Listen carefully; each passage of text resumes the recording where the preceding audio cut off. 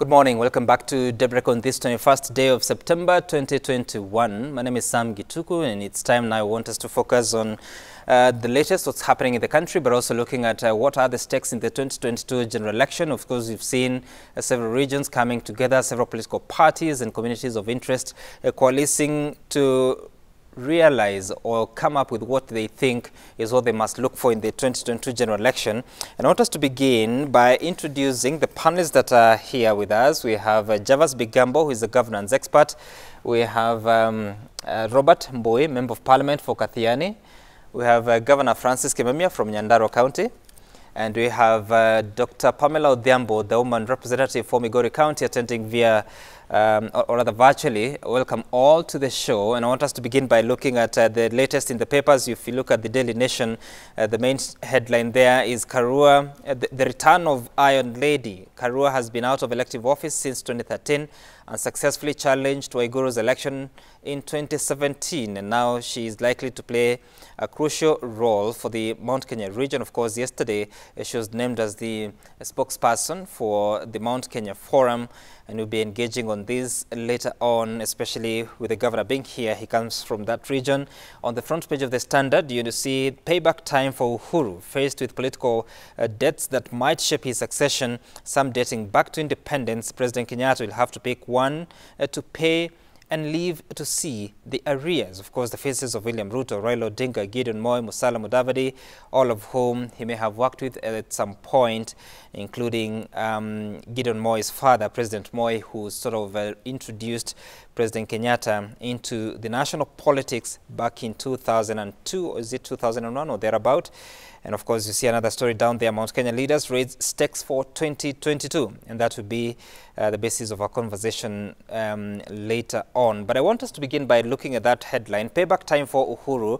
And Honorable Mbui, do you believe that President Kenyatta has any crucial role to play in this transitional election, knowing that the last time we had a president openly supporting a candidate, they went ahead to flop? That project flopped, and it was that of President Kenyatta in 2002.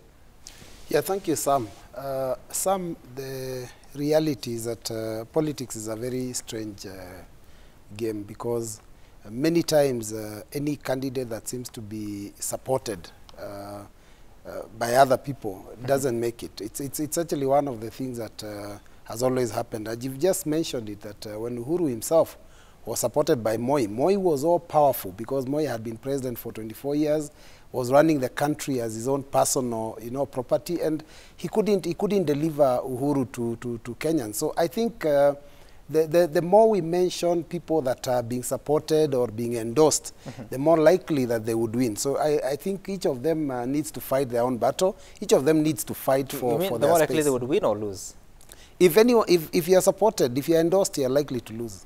Okay. In fact, that's what always happens. If any time that someone seems to be a candidate that's being favored, the public seems to go against it. Just like in nominations, when someone loses nominations and uses that card where they always say that I was rigged out, right, people sympathize. And so I think the one who is the one who's supposedly rigged out, or the victim, is the one that wins. So in the case of endorsement by the president, those that will not be endorsed would stand a higher chance, because I would say, look, the president is favoring these ones against us, so public is likely to be sympathetic to those that are the underdogs. Okay, all right. And Governor Kimemia, you were a very senior official in the last transitional election. That was in 2013.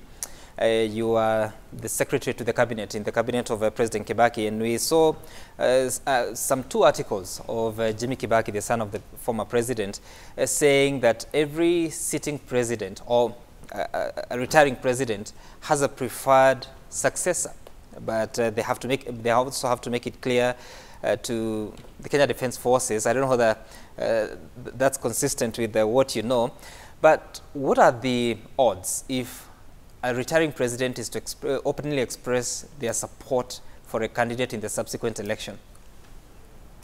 I think what I would like to say is that obviously the sitting president is also a Kenyan, and he has also he has his preferences.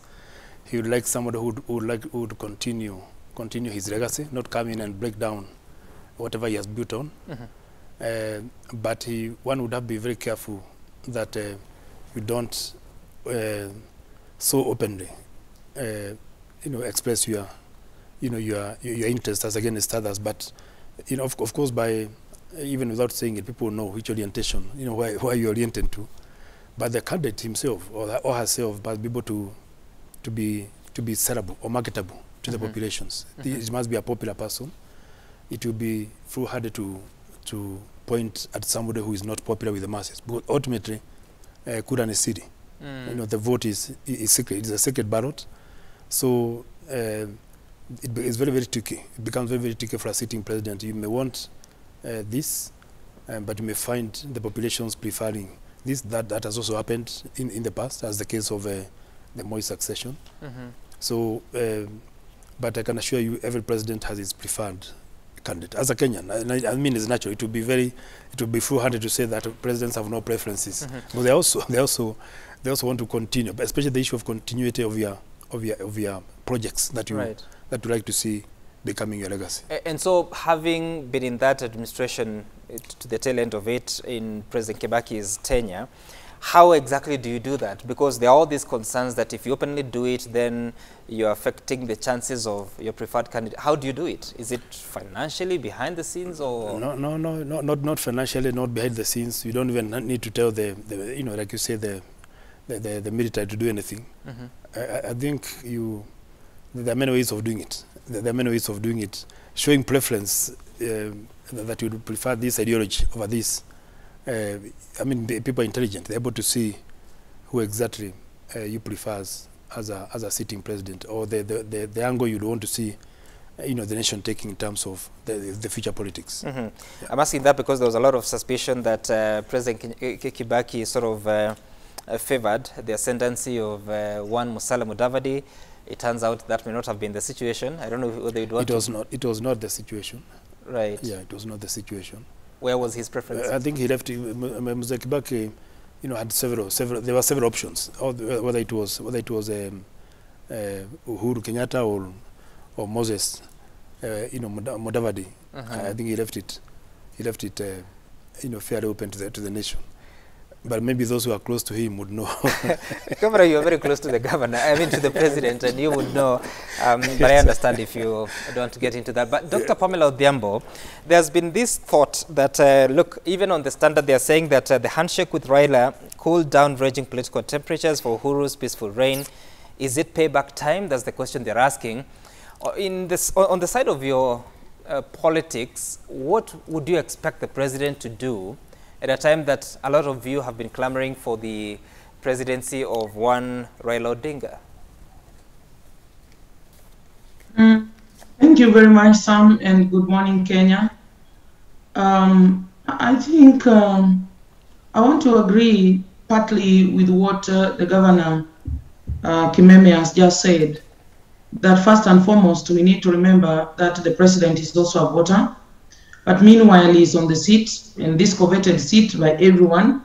So he has to be careful to be witful enough to read the mood of the time and know what the voters really want, and maybe also support that.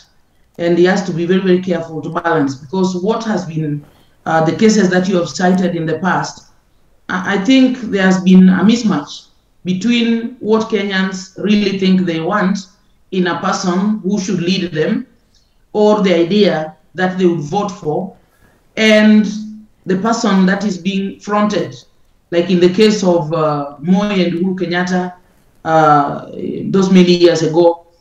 Now, currently, as from my side of politics, I think we are not banking so much on the issue of the direct support from the president.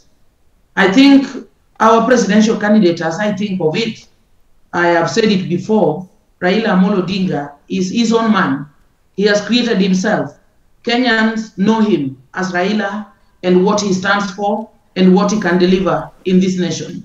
So it is okay if the president supported him, but it is also okay if he didn't. So I think what we are talking about here today is what is the Kenya that Kenyans desire to have from 2022 onwards. The candidate, like I know, my candidate is capable of offering this Kenya to Kenyans, then that is what we are banking on. It is not a question of really the president's support. We don't mind him supporting. We would appreciate that. But even without that support, I strongly believe that Raila Amolo Odinga is one man that is known to every Kenyans. And if they decided to vote him, they would, without with the president's support, like they have always done in the past. All right, Honorable Odhiambo. And Javas, because again, you have observed quite a number of elections in this country. I don't know if you were able to observe the 2002 one actively. But whatever the case may be, what do you expect President Kenyatta to play as a role in this transition? Well, Sam, let me start by stating that the egg of politics always hatches after very strange incubation. And this incubation is always tempered by the temperatures or the heat of interests that are very inclined, most of the time personal, and that personal interest is perpetuated for political preservation. When you look at Kenya's political history and what is it that may have informed various aspects of succession or preference of successors, then you would not say that it is the stark sense of development consciousness of the preferred successor that would have one preferred, but rather the extent to which the incumbent is in favor of, close to, or desirous of the leadership of a particular person, appreciating on his or her part, in Kenya his part because we've never had a female president, that there will be a perpetuation, not just of policies, but of political interests and protection, generally, because this interest is about protection. Because if at all we were to examine the situation in 2002, one would find himself or herself in very strange waters to understand what is it that would have led former President Moi, now late, to prefer at the time a greenhorn, Uhuru Kenyatta, to seasoned politicians that were within the fraternity of government. Here, Vice President George Saitoti, now late, who had served as Vice President for a very long time. We had Raila Odinga, who was there, courtesy of the framework of partnership between NDP and KANU. Right. We had a whole galaxy of politicians, but they were bypassed, and Uhuru Kenyatta at the time was preferred. And one would not say that it is because of the charm, the wealth of experience of Uhuru Kenyatta at the time that would have led President Moi to prefer him. Right. Later on, of course, when we move toward the other succession matrix that was the 2013, and you realize that President Mwai Kibaki, in a way, was a bit in the background, was not so much in the forefront as it is playing out today. And that's why initially you had asked that there is a presumption on the part of some that President Kibaki had wanted Musalia Mudavadi. Others would tell you that it was possible that the undercurrents were working in favor of Uhuru Kenyatta as well. And that is left to conjecture. But generally, it is no doubt to any person that objectively looks at the arrangements of succession matrices that it is personal preferences, the likability of a particular person to the incumbent, and also, as it is in Kenya today, the fears, if you are to look at and examine the sentiments of some persons from Mount Kenya, that persons should not be witch-hunted, for example, after they are left office. And this is a question of protectionism that I'm talking about. And so here I think it is the perpetuation of political interests. These political interests are never broad. They are always narrow. And that is what informs. And Javas, the governor says that kura ni siri na ni ya mwananchi, but there has been this conversation about deep state and what have you. Is there a special behind-the-scenes force that determines who eventually becomes president, apart from the votes and the counting? The state of the deep state has always been mysterious, like the Bermuda Triangle. One wonders, does it exist or does it not exist? What kind of centrifugal force informs the mystery that goes around it? And when you look at and examine the deep state politics in Kenya, it is true that machinations of political tools and offices, etc., resources, has been deployed for political benefits. When you look at, for example, the time when Harun Mwau was seeking elective office, you'd realize the extent to which Kanu at the time deployed lots of resources in his favor. When you come to the latter times and see how by-elections have played out in places like Kiambaa, then you'd wonder, why is it that the deep state could not deploy its mystery and wow voters and have the outcome in its favor? And so I cannot negate the presence of this mysterious concept of deep state, not necessarily mysterious in ontology, but factually speaking is that the extent to which material and immaterial resources are deployed in favor of certain political interests to try and inform the outcome, then that is what, or the extent to which the deep state can help to maneuver electoral processes. Okay. But then, if at all deep state was that deep, then how come in 2002 the almighty KANU could not have the election outcome in its favor?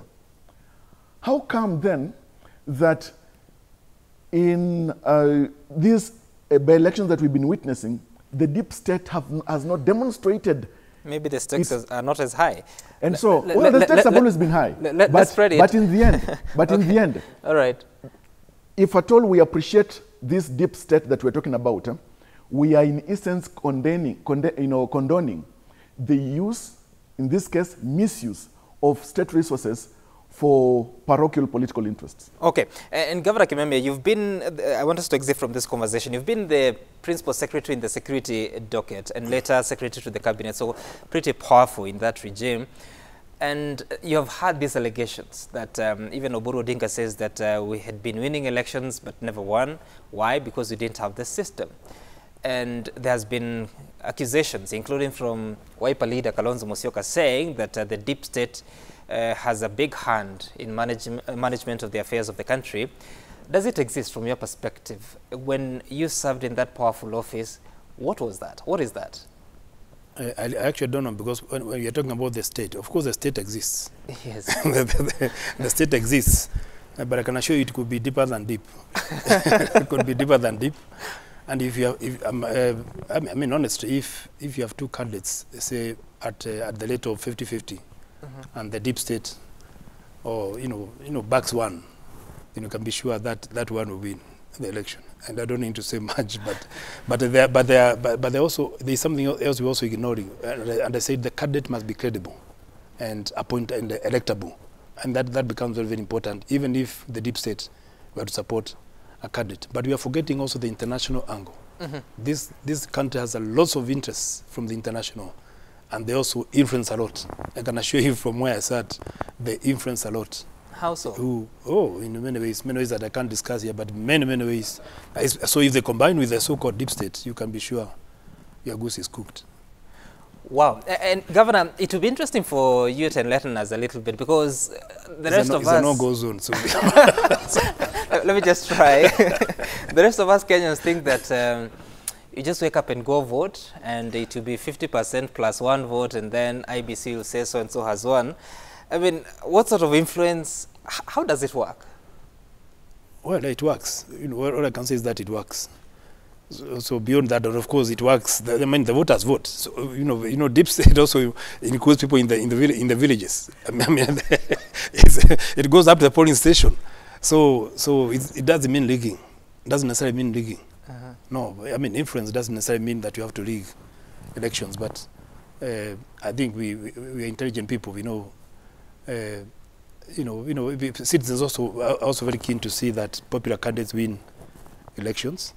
And if these people are going to, if the preferred candidate is going to continue to ensure continuity, either regime continuity or ideological continuity or material, continuity, or the status quo, whatever is preferred, that is likely to happen. That's why it's very important to have accountable systems, like a very credible IBC, very credible, voting system, the voting registers. That would minimize negative influence on elections. But a popular candidate backed by the state, I think it would be foolhardy to assume that you can be able to defeat that candidate. That's pretty interesting. I think, Governor, I need to look for you outside this studio for more conversations. But Robert, your exit word from this, what does this tell you at a time that your party leader is seeking to be president in such a pool that has so many aspirants? In fact, Sam, my party leader is the one who I had first mentioned the word deep state. And having served as vice president and for minister for many years, it means there are people in the system, bureaucrats that are hell-bent on ensuring that the succession of the current system is maintained, so they have the right person, so they can, as a governor said, so the country is stable. I think that's really the purpose, so that you don't develop the nation 5 years and after 5 years we go into chaos for another 5 years because the wrong person has been elected. So I think it is in the best interest of the country to have people that try to make sure that they give direction on what happens. And remember, the state has people up to the villages. And they can also form narratives and point people towards a certain direction. Right. Like he says, I don't think it's rigging. I think it's just a matter of the state owns a nation. They're all over the place, and they can influence perceptions and tell people this is the right candidate because of this or that. Because look, the campaign period is normally short-lived. I mean, just a few months. But the state is continuously able to identify candidates and support them slowly and quietly. Or maybe clients too. All right. Dr. Pamela, I'll get to you because I want us to switch conversation here to matters devolution. And allow me to begin with Governor Kimeme here, because yesterday we hosted the Speaker of Nyandara, who said several things, including that the County Assembly is not able to function. He said that the last time it had a reasonable sitting was in April of 2021. Of course, there was a vote to impeach him, a contested vote to impeach him in May of this year. But he says that, Governor, you're responsible for the woes affecting the County Assembly. That's why they have not been able to sit. That's why he's out of office, because he does not believe in some of the policies that you're implementing, and he's a likely competitor against you in next year's election. What's your response to all those allegations? Well, I'm sure you know how the law is and the Constitution. The governor has no role in the appointment of a speaker. A speaker is a creature of he's a servant of the MCAs.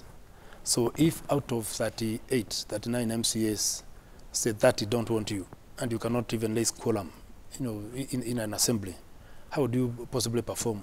So you may blame the governor. He may want to be a governor, that is okay, because, he's free to contest in a seat, but to allege that it's the governor who is against him. Votes were cast, in the assembly in broad daylight. Twice he has been impeached twice. The court demanded that the first impeachment be repeated again. So there was a second impeachment. He went to court. They are still contesting in court with the MCAs. And I've kept off. And I've kept off that battle. So the deputy speaker, because the law is very clear, in the absence of a speaker, the deputy speaker, takes over, so that you don't have a vacuum. Because you can't have a state of vacuum in the running of the county assembly. So I think he's running his own battles with the MCAs, but he has kept on mentioning, the governor, maybe to sound big or credible. It's very, it's demeaning to be seen to be impeached by MCAs, but it's the MCAs who impeached, and he's in court against the same MCAs, not against the governor. Well, actually, there has been 3 votes against the speaker, but he says that the assembly has not had a proper sitting since April 2020. Is that correct? No, it's not correct. It's not correct. They have had sittings. They have passed bills. They have passed laws. They have passed the budget. So the business is ongoing. For the last 1 year, he's been out of the assembly. The business is continuing, and the county is continuing. But does it bother you that there is such a standoff in a county that looks up to you for leadership at a time a speaker is impeached, but still there's a court order, he's not able to access the assembly? He says that there has been police officers and agents of yourself to come and block him. Does it bother you? No, there are no agents. By the way, there are no police. You'd have seen it in the media. Police either guarding the assembly. But what he did, I know once he tried to bring in goons to bring him to the assembly, but it was not possible. I mean, then the security forces would have to intervene. You can't bring goons into the assembly. The second time, the court said, bring him back to the assembly. So he was brought to the assembly, and was asked by MCs come in, and he disappeared. He could not enter the assembly because he's so hostile. The MCs are so hostile against him, but he has been unable to accept that you cannot force yourself on the MCs in an assembly. This is like, you get voted out either as a governor or as a sitting member of parliament or senator, but you still insist to an inch that you want to be the senator by hook or crook and go to court and still. I mean, it's the same thing. He should take it the same way because he's elected. He's elected by the MCAs. He's not the boss of the MCAs, and I think he needs to get that into. He, of course, was the first speaker in the county. I did not fight him when he was, and there was a lot of acrimony between him and the governor. The first governor.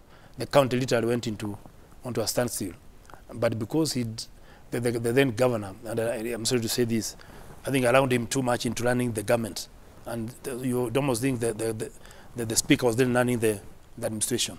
So when I came in, of course, I know how to run a government. So we have to keep his separate arm, and we have to keep our separate arm, and that's what we have done. How was a speaker running the executive? Oh, by almost 80% of the staff in the executive now, were brought in by himself and his cronies, but of course we have been able to urge the staff to work together with us, and they have seen I never sacked anybody when I moved in, so we're able to function as an executive. Governor, again, of course you were aggrieved by the allegations he made yesterday on the show, and now you just made another one.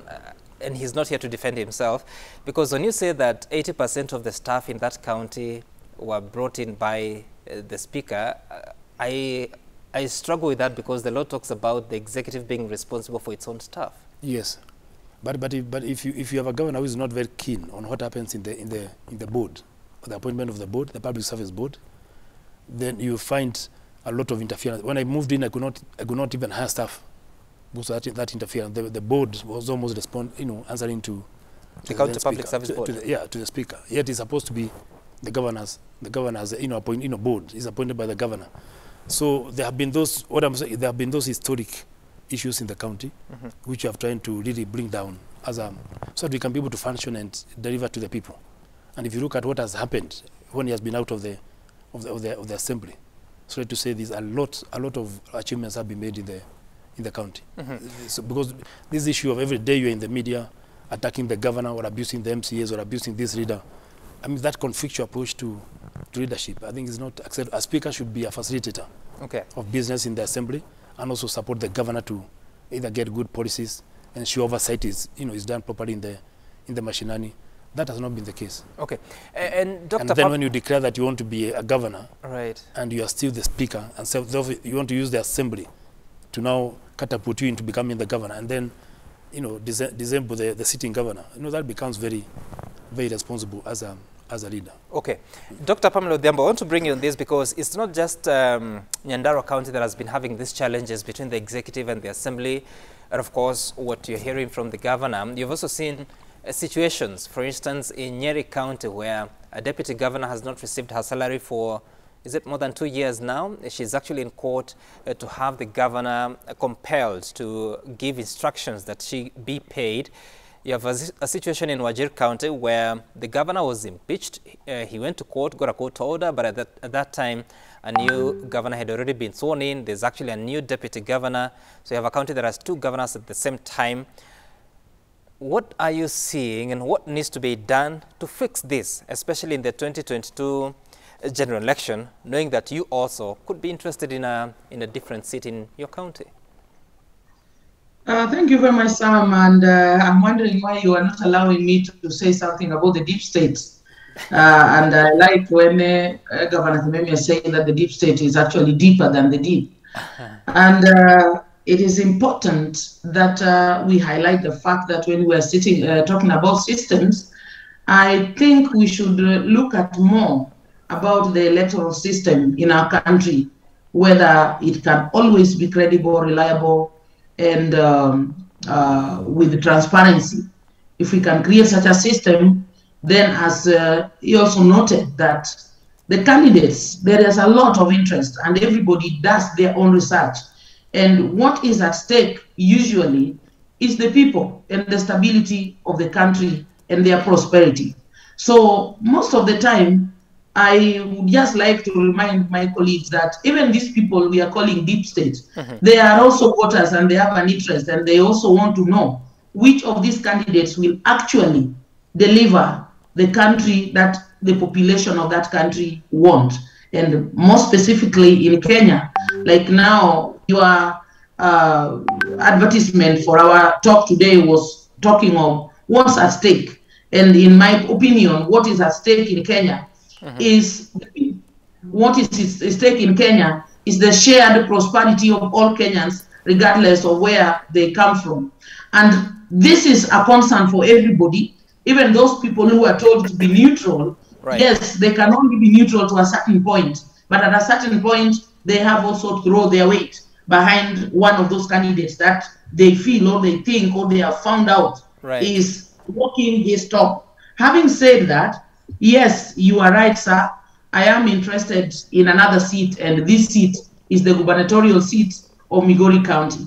Now, coming to the birth of devolution and devolved governance, I want to say straight away that Sam, as a person who sat at the University, Jomo Kenyatta University of Agriculture and Technology with colleagues in the Department of Human Resource Development, at the amalgamation of the new constitution, we, the professors, understood that there was a need to unpack the whole idea of devolved governance and what it meant, the relationship between it and the national government and the other wings of government.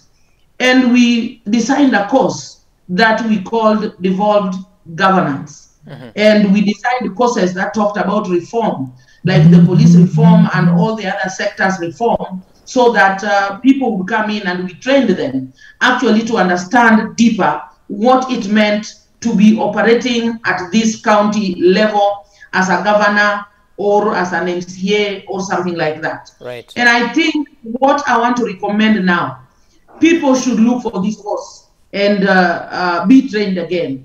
I'm saying this because the evidence that we have, like what you just cited, it tells me that quite a number of our leaders went to these offices without understanding exactly what they were there to do and how they were to do it and what to deliver and even how to deliver it. Maybe they have an idea what they wanted to deliver, but the how part of it, I think, remains a problem. So what we have seen in the counties are continued wrangles between these arms of government. Most of our MCAs think the governor is there to be fought. Most of our governors think that the MCAs are there to be pocketed. So there is that fear and confusion of not knowing, like what governors just highlighted. If the governor understood his role in the county governance and the MCAs understood their role and the speaker also understood his or her role, then we will not be having such scenarios. Just borrowing from what my colleague, the governance expert, Mr. Javas, said a few minutes ago, that sometimes Kenyan's governance is mad and obscured by personal interest at the expense of public interest and what is right. So I think if you were to ask me what is not right is that our officers at the county government level, not all of them understand exactly what their roles are supposed to be and how they are supposed to connect with each other and how they are supporting each of the wings of the government so that our county governments can work smoothly. It is sad to note that. All right, Dr. Pamela, let's bring it back here in studio because Honorable Mbui, I don't know whether you're interested in any county seat. In short, I'm just saying, if yes, just say what it is. But secondly, if you look at these challenges, that this tussle between the executive, the assembly, or a governor, and their deputy at a time that we still face the challenges of raising revenues, and Governor will be commenting about that shortly. That is, on-source revenue, it's not doing so well. There has been challenges in implementation of budgets, sometimes because of late releases by the Exchequer. I mean, what does it tell you as we transition to the third term of since devolution was implemented? What does it tell you about personalities that get into office versus what is supposed to be done for this quite ambitious devolution system? Yeah, thank you, Sam. Sam, I come from a region where in the last regime, one of our counties was actually put up to be dissolved. In fact, the governor himself of Makueni went out and told the president he would like to dissolve his county because it had become ungovernable. I come from a county where the deputy governor of the governor in last regime was also was being impeached. In fact, he was impeached by the MCAs and put back in office by Senate. It's really a big fight, and I think I want to agree with Honorable Dr. Pamela that the biggest problem is people understanding their roles when it comes to what exactly is each and every one of them meant to do. A lot of times the MCAs, and I've seen this happen in Machakos, the public expect the MCAs to be able to help them in giving them some support in terms of development. They want to see their ECD centers put up. They want the polytechnics to work. They want roads to be improved. And you see, that's a mandate really of the executive. Now, unfortunately, when the executive is not quick enough to be able to provide the resources and to be able to do the development, the person who gets hit very hard is actually the MCA, because the nearest and every member of the public, every voter can reach the MCA in quick time within a day. So the MCAs get hit so hard that they have no option but to take the fight to the governor. And they will tell the public that it's really not us, it's a governor that is not doing his work. Now, what happens is that the public will always ask, if the governor is not doing their work, how come you don't talk about it?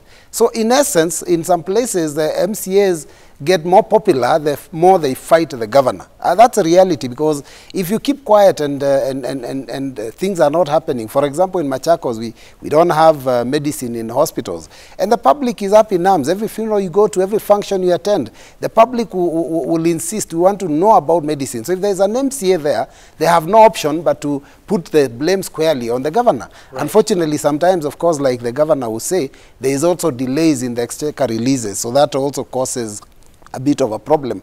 So I think maybe going forward what might need to be done is that there's serious need for public to be sensitized on exactly what everyone does, and to be brought up to speed whenever there are delays, so that they know exactly what to expect. So I think that would probably minimize these fights. There's a question I had asked earlier. Do you want to respond? No, not for now. Okay, not for now. And Javas, reflecting on this, because at the end of the day, there appears to be a question of leadership. And look, a governor can only be there for a maximum of 2 terms. And MCAs, they may run for several terms, but it depends on whether the voters give you an opportunity. So there will always be this difference of opinion based on some of the factors that he has mentioned. But then what do we do? Because at the end of all this is service delivery, which when it suffers, then devolution is not serving its purpose. Well, I would say that we are so much accustomed to a politics that is devoid of the sense of fraternal brotherhood from which it must mushroom. And that is why we see politicians getting into office against the righteous winds of proper notes of promise to the people. But when they get into office, certain interests get to obscure the initial purpose for which they were voted. Now, you see, it's William Cullen Bryant who said that truth crushed to earth will always rise again. This is the truth that we must confront right now. When you examine the provision of devolution in the Constitution of Kenya as domiciled in Article 174, the objects of devolution, you realize that devolution was a promissory note upon which cases of marginalization would gradually diminish by the provision of services to the people at the national level and at the county level. But we are continuing to see cases where it's not necessarily that the leaders do not fully understand their roles, but I think the leaders and at times the people as well do not fully appreciate the import of devolution as it may have been intended. Because if at all we were to appreciate Article 175 of the Constitution on the principles of devolved governance, and then Article 259 that provides for the construing of this Constitution, that its interpretation must be in such a manner that serves the greater good of the people, equity, social justice, sharing of power, etc. All this tethered to Article 10 sub Article 2 on the values of governance, of good governance, then you'd wonder why is it that still leaders at the county level, which is, and we know appreciating devolution, that executive at the county level, right, as well as the executive at the national level, derives their power from the people, which means it's the people's interests that must be at the center. And if at all the very objects of devolution are not met in the manner in which services are rolled out, in the manner in which disbursements are conducted to allow county governments to execute their functions as provided for in the CIDPs and the ADPs that they have, to that extent then, we are not just letting the Constitution down, we're letting the people down. The cases of attempts to dissolve counties and fights that have been there, the case of Makueni, for example, and that's provided for in Article 192. And when you look at the manner in which the tribunal provided for and suggested that the county should be devolved, and the president thought otherwise, it raised the threshold. In fact, actually, the president gave importance to the sanctity of devolution. And that's now what we need to look at. MCAs, governors, cabinet secretaries, and here I'm respectfully, when you look at the treasury, we need to appreciate the place of devolution and how is it that it can lead to the changes that we desire. Right. Because historically, we have had cases of marginalization, and that's why issues of development parity are not existing. I take it, of course, as a point of departure, that the cases of historical marginalization are not amenable to expeditious remedy. And that's why we continue facing cases of policy challenges at the national level and at the county level. But the fact that they are not amenable to expeditious remedies does not mean that we cannot appreciate gradualism in the manner in which services are rolled out. And that is why the case that you've cited, and Governor Kimemia is here, one wonders why is it that we are continuing to see the cases of blame games? And this is all politically driven. At the county level, and the governor is here and he'll tell you, that the executive must work, or of course appreciating as well the issue of separation of powers, work for the best interest of the people. County, if you have to take a stock check of county assemblies, and have done various engagements with county governments, you realize that county assembly members most of the time are beholden to governors, and because of also the culture of capsule tokenism. And the governors most of the time want to use this culture of capsule tokenism to have their agenda through the county assemblies. But that is, of course, from the assumptive perspective. But principally, once the development roadmap at the executive level at the county is rolled out through the CIDPs and the annual development plans, it is incumbent upon the county executive and the county assembly to work symbiotically for the greater good of the residents of that county. All right, I need to cut it short so that we can take a quick break. And Governor, you have quite a couple of issues to respond to, including that allegation about capsule tokenism and MCAs being beholden to the executives. I don't know how that happens in your county. You'll tell us about that. When you come back, we'll also be speaking about a proposal to have retirement benefits for county officials. So we'll be hearing from the panelists here on their views about that before we can now dive into the conversation around the stakes in the 2022 general election. Stay tuned, texting your views via 22422 or Twitters at Citizen TV Kenya, at Sam Gituku. The hashtag to use is the break.